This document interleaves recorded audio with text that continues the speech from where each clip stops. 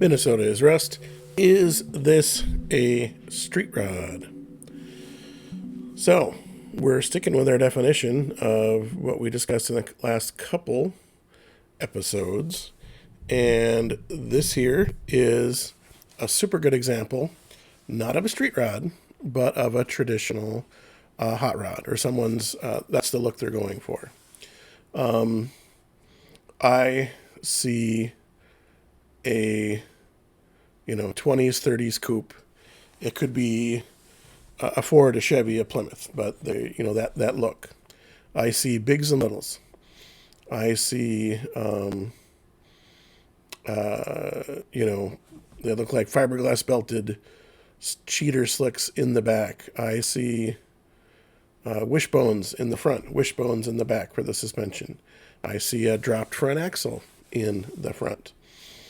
I do not see, a modern chassis. I don't see a modern front suspension. It's not independent.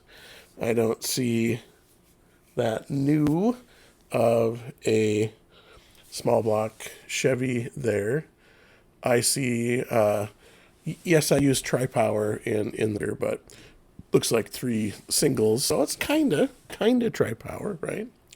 I see white walls, big white walls in the front and white wall enough in the back.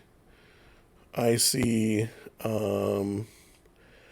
not a super shiny paint, but more like a satin. Certainly not a primer, but not a super shiny paint. Street rods usually are, the paint job is a big deal. Paint job is important.